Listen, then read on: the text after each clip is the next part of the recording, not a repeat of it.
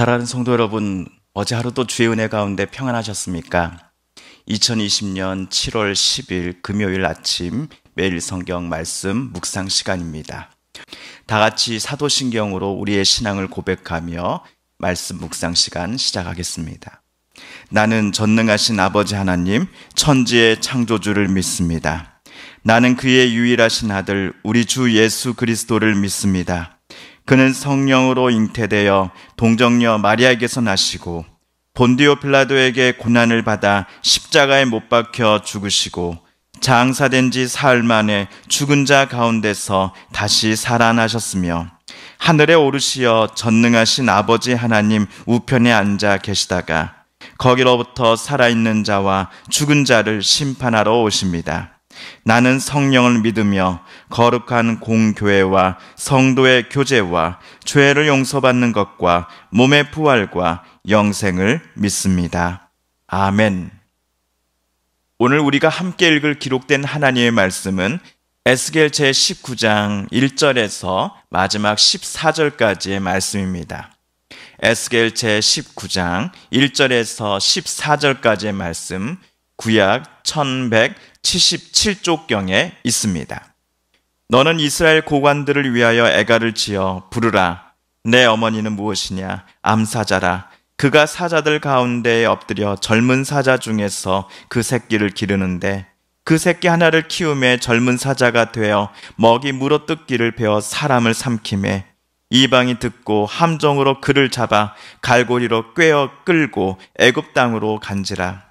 암사자가 기다리다가 소망이 끊어진 줄을 알고 그 새끼 하나를 또 골라 젊은 사자로 키웠더니 젊은 사자가 되매 여러 사자 가운데 왕래하며 먹이 물어뜯기를 배워 사람을 삼키며 그의 궁궐들을 헐고 성읍들을 부수니 그 우는 소리로 말미암아 땅과 그 안에 가득한 것이 황폐한지라. 이방이 포위하고 있는 지방에서 그를 치러 와서 그의 위에 그물을 치고 함정에 잡아 우리에 넣고 갈고리를 꿰어 끌고 바벨론 왕에게 이르렀나니 그를 옥에 가두어 그 소리가 다시 이스라엘 산에 들리지 아니하게 하려 함이라. 내 피의 어머니는 물가에 심겨진 포도나무 같아서 물이 많음으로 열매가 많고 가지가 무성하며 그 가지들은 강하여 권세 잡은 자의 규가 될 만한데 그 하나의 키가 굵은 가지 가운데에서 높았으며 많은 가지 가운데에서 뛰어나 보이다가 분노 중에 뽑혀서 땅에 던짐을 당하며 그 열매는 동풍에 마르고 그 강한 가지들은 꺾이고 말라 불에 탔더니 이제는 광야 메마르고 가물이 든 땅에 심어진 바 되고 불이 그 가지 중 하나에서부터 나와 그 열매를 태우니 권세 잡은 자의 규가 될 만한 강한 가지가 없도다 하라. 이것이 애가라. 후에도 애가가 되리라. 아멘. 어제까지 읽은 18장에서 하나님께서는 아비가 신포도를 먹었는데 아들의 이가 상했다라는 속담을 가지고서 남유다 사람들에게 말씀하셨습니다.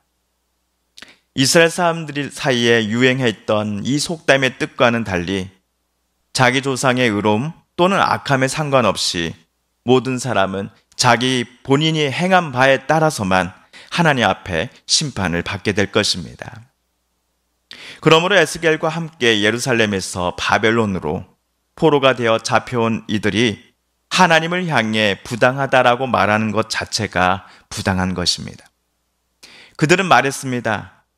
악한 조상들 때문에, 악한 선조들의 죄악 때문에 아무 죄도 없는 우리가 하나님 앞에서 벌을 받고 있는 것이다.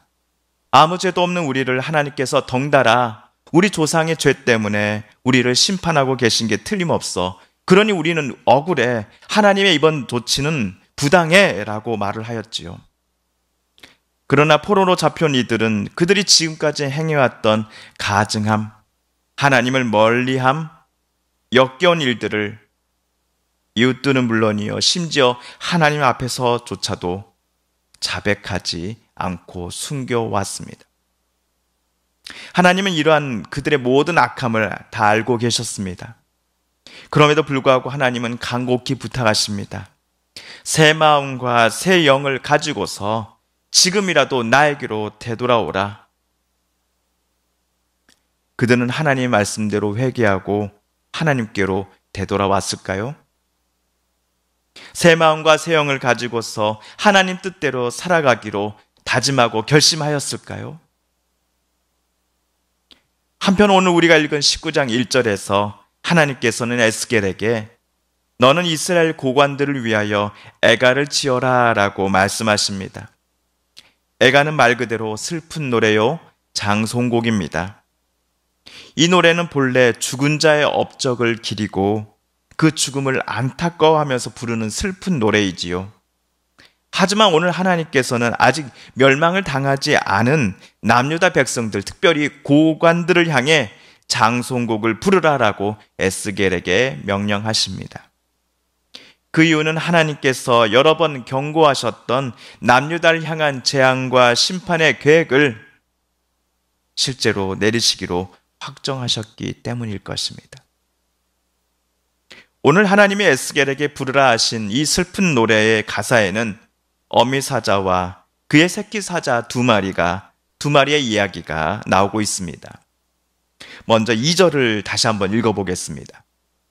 부르라 내 어머니는 무엇이냐 암 사자라 그가 사자들 가운데 엎드려 젊은 사자 중에서 그 새끼를 기르는데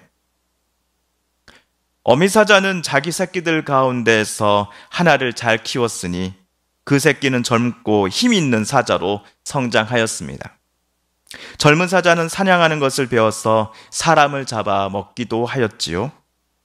그러자 4절에서처럼 이방 민족들이 그 소식을 듣더니 함정을 파서 그를 잡아 갈고리로 꿰어서는 이집트로 끌고 가 버렸습니다. 이 슬픈 소식을 어미 사자는 들었습니다. 새끼가 자기 품으로 되돌아오기만을 밤낮으로 학수고대하였습니다. 하지만 자기 품에 그 새끼 사자가 절대로 안길 수 없다라는 것을 깨닫고는 어미는 크게 좌절합니다. 이내 곧 어미 사자는 자기 새끼 사자들 가운데 다른 놈 하나를 골랐습니다. 이 녀석도 역시 젊은 사자로 어미는 잘 키워냈습니다. 이 둘째 녀석 또한 첫 번째 사자처럼 잘 자라서 사냥하는 것을 배우고 사람을 잡아먹기도 하였습니다. 그러자 어떤 이방 민족이 이 사자를 잡으러 온다 합니다. 그 이방 민족이란 바벨론이었습니다. 바벨론 사람들은 그 사자 위에 그물을 쳐놓고 함정을 파서는 둘째 사자를 잡는 데 성공합니다. 이방 사람들은 갈고리로 잡은 사자 코를 꿰고 철창에 집어넣어서는 바벨론 왕에게로 데리고 갑니다. 그 사자가 이스라엘에서 더 이상 으르렁거릴 수 없도록 이 사자를 바벨론에 있는 감옥에 가두어 버립니다. 구약학자들은 오늘 19장 애가에 나온 어미 사자를 남유다의 왕인 요시야라고 해석을 합니다. 요시야는 하나님께로부터 의로운 왕이었다라고 인정받은 몇 안 되는 왕 중에 한 명이었습니다. 남유다 왕족의 역사를 볼 때 다윗과 히스기야, 요시야만이 하나님께 의로운 왕이다라고 칭찬받았기 때문입니다. 그런데 이 요시야 왕에게는 3명의 아들들이 있었습니다. 요호아하스, 요야김, 그리고 시드기야입니다. 요시야 왕이 애굽 파라오와의 무기또 전투에서 전투하자 요호아하스가 아버지를 대신해 예루살렘을 약 3개월간 다스립니다. 그런데 애굽 파라오가 요호아하스를 강제로 폐위시켜 이집트로 끌고 가버리지요. 빈자리에 파라오는 요시야 왕의 차남인 요야김을 왕에 앉혀버립니다. 이런 역사적 배경을 볼 때 오늘 말씀 19장 4절에 나오는 이집트로 끌려간 첫 번째 젊은 사자란 요호아하스를 가리킨다라고 학자들은 말하는 것입니다. 그러면 9절에 나오는 바벨론에 끌려간 또 다른 젊은 사자란 누구를 가리킬까요? 이 사자는 요시야의 또 다른 아들 시드기야를 가리킨다라고 학자들은 말합니다. 이집트 파라오가 세운 요야김이 죽고 그의 아들 요야긴이 왕위에 오릅니다. 하지만 바벨론 왕 느부갓네살이 예루살렘을 침공하여서는 에스겔과 더불어 요야긴 그리고 수많은 남유다 사람들을 바벨론으로 끌고 가버리지요. 왕의 자리가 비었습니다. 그 빈자리에 느부갓네살은 시드기야를 왕에 앉힙니다. 요시야의 셋째 아들이요 요야긴 왕의 숙부이기도 합니다. 시드기야는 집권 초만 하더라도 친바벨론 정책을 펼쳤습니다.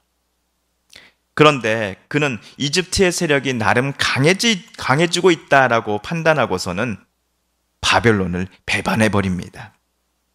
시드기야는 바벨론의 조공바치기를 거부합니다. 이집트의 힘을 빌려서 파로의 힘을 빌려서 그들의 군사를 의지하여서 바벨론으로부터 독립할 수 있다라고 그는 꿈꿨기 때문입니다. 하지만 결과는 비참했습니다. 그가 왕에 오른 지 약 10년 후 바벨론은 또다시 예루살렘을 침공합니다. 성벽과 예루살렘 성전은 공격을 받아서 무너졌고 온 성읍은 불에 타 잿더미가 되고 말았습니다. 이때 수많은 남유다 사람들이 바벨론의 또 포로로 잡혀갔습니다. 그때 바벨론 왕은 시드기야 왕을 붙잡아 그의 두 눈을 뽑아버리고는 바벨론으로 끌고 가버립니다. 바벨론에서 시드기야는 결국 죽고 말았습니다. 이처럼 어미 사자는 요시야 왕을, 첫째, 둘째, 새끼 사자는 여호아하스요 또한 시드기야를 각각 가리키고 있다는 것을 우리는 알게 되었습니다. 그런데 여호아하스와 시드기야는 요시야의 아들이라는 점 외에도 또 한 가지 공통점이 있었습니다. 3절과 6절을 연달아 제가 다시 한번 읽어보겠습니다. 그 새끼 하나를 키우며 젊은 사자가 되어 먹이 물어 뜯기를 배워 사람을 삼키매 젊은 사자가 되매 여러 사자 가운데 왕래하며 먹이 물어 뜯기를 배워 사람을 삼키며 첫째 사자나 둘째 사자 모두 나중에 젊은 사자가 힘 있는 사자가 되어서는 먹이 물어 뜯기를 배워서 사람을 삼켰다라고 되어 있습니다. 이 두 사자는 여호아하스 그리고 시드기야를 각각 가리킨다라고 우리는 알고 있습니다. 여기서 우리는 이 두 사람 모두 왕이 되어서는 사람을 죽이고 탄압하는 정치를 했다라는 것을 우리는 상상해 볼 수 있습니다. 하나님과 백성을 두려워하며 백성을 또 하나님을 사랑하는 정치를 한 것이 아니라 자기 욕심을 채우기 위해 왕이라는 권력을 남용했다라는 것을 우리는 눈치챌 수 있습니다. 심지어 시드기야에 대해서는 7절과 같은 설명이 덧붙여 있지요. 그의 궁궐들을 헐고 성읍들을 부수니 그 우는 소리로 말미암아 땅과 그 안에 가득한 것이 황폐한지라. 7절 각주에 따르면 그의 궁궐들을 헐고를 그의 과부를 알고라고 바꿔 읽어볼 수 있다라고 써놓았습니다. 성경에서 알다라는 동사는 성관계를 맺다라는 의미입니다. 전 왕들이 죽자 과부가 된 왕비들과 시드기야는 부적절한 성관계를 맺었다라는 의미로 해석될 수도 있겠습니다. 왕이 올라서 백성들의 아픔을 돌보고 하나님의 뜻대로 정의와 평화를 예루살렘에 바로 세우지 않고 오로지 시드기야는 자기의 야망과 욕심에 따라 왕이라는 권력을 휘둘렀던 것입니다. 그 결과 그가 다스리는 땅은 백성들의 울음소리뿐이요 땅과 그 안에 가득했던 것들은 모두 황폐하게 되어버렸습니다.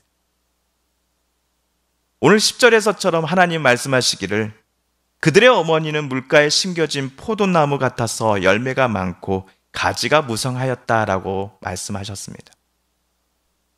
그러나 이 포도나무에서 나왔던 가지들은 12절에서처럼 분노 중에 뽑히어 땅에 던짐을 당할 것입니다. 열매는 동풍에 마르고 무성했던 가지들은 꺾이고 말라서 불에 타버릴 것입니다. 물이 가득했던 땅에 심겨졌던 포도나무는 이제는 광야요 메마르고 가뭄이 가득한 땅에 심겨지게 될 것입니다. 이 애가는 앞으로 몇 년 후 남유다와 예루살렘이 당하게 될 재앙의 예언이라 할 수 있겠습니다. 그토록 풍성하고 열매를 많이 맺던 포도나무, 즉 이스라엘 남유다는 나중에는 가지들마다 꺾이고 불에 타버리게 될 이유가 과연 무엇이었을까요? 이웃들이 부러워하던 남유다가 이집트와 바벨론에 의해서 침공을 당하고 불에 타고 무너지게 될 이유가 과연 무엇이었을까요? 가장 큰 이유는 남유다 왕과 백성들이 하나님을 떠났기 때문일 것입니다. 하나님의 뜻을 받들어 나라를 통치할 왕이 하나님의 뜻과는 정반대의 삶을 살면서도 회개하지 않고 하나님의 뜻을 받들어 정치해야 될 정치인들이, 그리고 하나님의 뜻만을 선포해야 될 종교인들이 오히려 하나님과 대적하는 삶을 살았기 때문이었습니다. 어쩌면 이 19장에 나온 애가를 하나님께서는 에스겔에게 이스라엘 백성들을 향해서 인자야 내가 대신 불러주고 오라 라고 명령하실 때 이 애가의 내용처럼 제발 되지 않기를 하나님은 간절히 바라셨을 겁니다. 하지만 당사자인 예루살렘 왕 시드기야, 그의 고관들, 그리고 그 당시의 종교 지도자들은 하나님의 경고를 끝까지 듣지 않았습니다. 결국 애가의 내용은 앞으로 6년 후 가사 그대로 실현되고 맙니다. 사랑하는 성도 여러분, 오늘 에스겔 말씀 묵상 제 42번째 시간이었습니다. 오늘 말씀 묵상을 통하여 하나님께서 저와 여러분에게 주시는 하나님의 말씀과 하나님의 음성은 무엇입니까?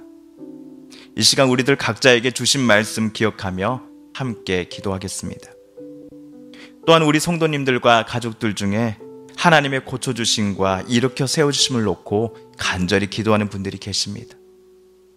우리도 간절한 마음으로 기도드리길 원합니다.